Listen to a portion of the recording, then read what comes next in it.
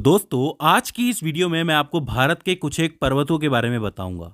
दोस्तों जैसा कि आपको याद ही होगा कि पिछली वीडियोस में मैंने उत्तर और उत्तर पूर्वी पर्वतों के बारे में आपको बता दिया था। आज की इस वीडियो में हम कवर करेंगे मध्य और दक्षिण भारत को, जिससे कि आपको ठीक तरीके से सारे पर्वत याद हो जाएं और आप एग्जाम्स में कुछ भी मिस करके ना आएं।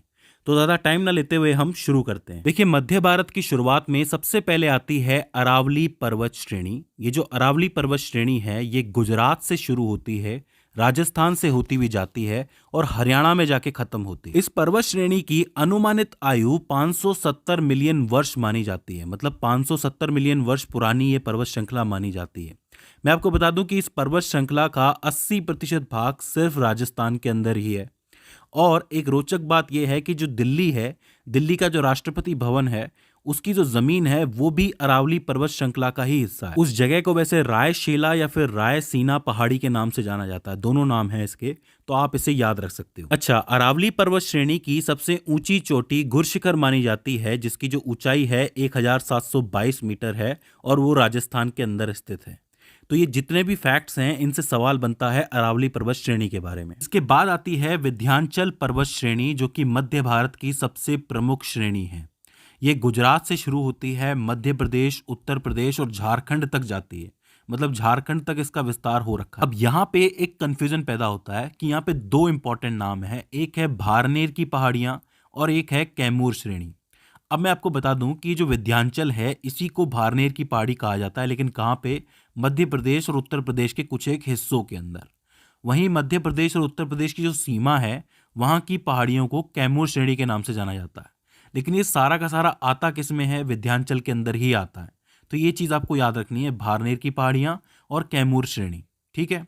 अच्छा, झारखंड के अंदर विंध्याचल के कुछ एक हिस्से हैं जिन्हें पारसनाथ की पहाड़ियों के नाम से जाना जाता है। अभी जो पारसनाथ की पहाड़ी है इसके ऊपर एक बहुत प्रसिद्ध मंदिर है जैन मंदिर नाम से, इसलिए इसे कुछ लोग जैन मंदिर की पहाड़ी भी कहते हैं। ठीक है, वैसे इसका नाम पारसनाथ की पहाड़ी है। अच्छा, इसकी जो ऊंचाई है वो तकरीबन 1365 मीटर है, तो ये चीज़ भी आपको याद रखनी है। तो विंध्याचल के अंदर तीन नाम हो जाते हैं, एक भारनेर की पहाड़ियाँ, एक कैमूर श्रेणी और एक हो जाती है पारसनाथ की पहाड़ी जिसके ऊपर जैन मंदिर बना हुआ है। तो ये चीज़ आपको याद रखनी है। इसके बाद यहाँ से दक्कन के पठार शुरू होते हैं, तो आपको स्पेशली यहाँ से लिख लेना है कि दक्कन के पठार यहीं से शुरू होते हैं। और इसमें सबसे पहले आती है सतपुड़ा पर्वत श्रृंखला। ये जो पूरी सतपुड़ा की श्रेणी है, पर्वत श्रेणी है, इसके उत्तर से नर्मदा नदी बहती है और दक्षिण से ताप्ती नदी बहती है। तो आप ये कह सकते हो कि इन दोनों नदियों के बीच में ये पहाड़ की श्रेणी होती है, तो ये चीज़ आपको याद रखनी है। अच्छा, इसके तीन भाग हैं, मतलब इसको तीन भागों में बांटा गया है।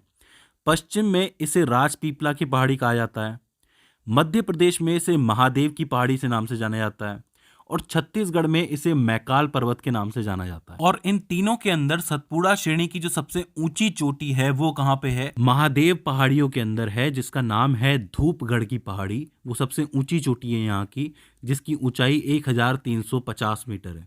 इससे स्पेशली सवाल बना था कि धूपगढ़ की पहाड़ी कहाँ स्थित है और उसकी कितनी ऊंचाई है। ठीक है, तो ये चीज आपको याद रखनी है। इसके बाद आती है महाराष्ट्र की तीन प्रमुख पर्वत श्रेणियां। सबसे पहले आती है अजंता पर्वत श्रेणी, जो कि गुफाओं के लिए और चित्रकारी के लिए काफी ज्यादा मशहूर है। इसके बाद आती है सतमाला, जो कि महाराष्ट्र के अंदर ही है। और इसके बाद आती है हरिश्चंद्र पर्वत श्रेणी, जो कि महाराष्ट्र के अंदर ही है। तो पूछ लिया जाता है कि महाराष्ट्र की तीन फेमस पर्वत श्रेणियों के नाम बताइए, तो आप बता सकते हैं। ठीक है। इसके बाद महाराष्ट्र के अंदर ही एक और इम्पोर्टेंट पहाड़ी है जो कि कर्नाटक तक जाती है, वो है बालाघाट पर्वत श्रृंखला।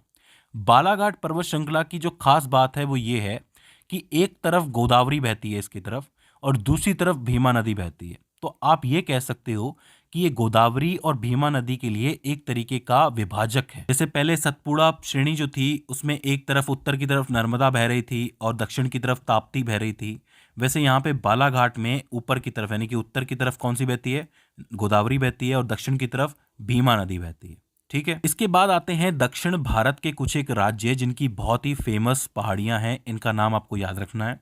सबसे पहले आती है नल्ला मलाई की पहाड़ी, जो कि पूर्वी तट की एक पहाड़ी है, जो कि आपके आंध्र प्रदेश की कृष्णा नदी के पास मौजूद है। देखिए, यहाँ से कृष्णा बहती है और ये पूर्वी तट है, हमारे देश का पूर्वी तट है, तो इसे पूर्वी तट की पहाड़ी भी कहा जाता है। कौन सी है? नल्ला मलाई की पहाड़ी। इसके बाद इसी के नीचे आती है जावदी पहाड़ी, ये भी आपकी पूर्वी तट की पहाड़ी है। ये कहाँ पे है? तमिलनाडु राज्य के उत्तर में स्थित पहाड़ी है ये। तो ये दोनों एक साथ आप याद रख सकते हो। इसके बाद केंद्र में यहाँ पर एक और पहाड़ी आती है जिसको हम नीलगिरी पहाड़ी कहते हैं। इसका नाम आपने बहुत बार सुना होगा, काफी फेमस पहाड़ी है। इसको पहाड़ियों की रानी कहा जाता है, नीलगिरी पहाड़ी, तो आपको याद रखनी है। ये कहाँ पे स्थित है? केरल, तमिलनाडु और कर्नाटक में फैली हुई पहाड़ी है। इसको केंद्रीय पहाड़ी भी कह सकते हो आप। अच्छा, नीलगिरी की जो पहाड़ियां हैं उसमें एक बहुत ही मशहूर चोटी है जिसका नाम है डोडा बेट्टा। अब इसको आपको जरूर याद रखना है, ये नाम आपने सुना भी होगा कई बार कि डोडा बेट्टा की जो चोटी है वो दक्षिण भारत की दूसरी सबसे ऊंची चोटी है, जिसकी ऊंचाई है तकरीबन 2637 मीटर के आसपास। ये जो डोडा बेट्टा पहाड़ी है और इसके आसपास का एरिया है, यहीं पे टोडा जनजाति के लोग भी निवास करते हैं। इसके बाद आती है अन्नामलाई पहाड़ियां, जो कि केरल और तमिलनाडु की सीमा पर स्थित है, और इनकी जो सबसे ऊंची चोटी है वो है अन्नामुदी। अन्नामुदी बहुत इंपॉर्टेंट नाम है। ये सबसे ऊंची पहाड़ी मानी जाती है इसके लिए, और उसकी ऊंचाई है 2695 मीटर।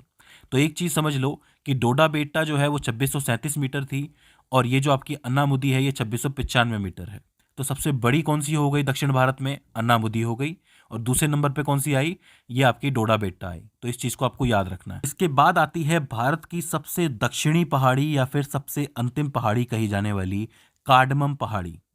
अब अगर आप लोग इंग्लिश जानते हैं तो आपको पता होगा कि कार्डमम का मतलब होता है इलायची। इलायची को इंग्लिश में कार्डमम कहते हैं। वो इसलिए क्योंकि ये जो पहाड़ी है ये केरल और तमिलनाडु में फैली हुई है, और इन पहाड़ियों पे किसकी खेती होती है? इलायची की खेती होती है। इसलिए इस पहाड़ी को इलायची पहाड़ी कहा जाता है, अंग्रेजी में बोले तो कार्डमम पहाड़ी। तो ये चीज़ आपको याद रखनी है। तो आखिर में इलायची पहाड़ी हो जाती है। इसके अलावा दो और पहाड़ियाँ हैं, एक है अंडमान निकोबार में। पूछ लिया जाता है कि अंडमान निकोबार की सबसे ऊंची चोटी कौन सी है, तो आपको लिखना है सैंडल पीक। और लक्षद्वीप की सबसे ऊंची चोटी कौन सी है, तो आप लिखोगे नारचो। ठीक है। तो दोस्तों ये हो जाती हैं आपकी मध्य भारत और दक्षिण भारत की कुछ एक प्रमुख पहाड़ियाँ। आई होप आपको समझ में आ गई होंगी। अगर इसके बाद भी इसके अंदर आपको कोई दिक्कत आती है, कोई क्वेरी आती है, तो आप हमें कमेंट सेक्शन में बता सकते हैं। तो दोस्तों आज की इस वीडियो के अंदर बस इतना ही। See you in the next one.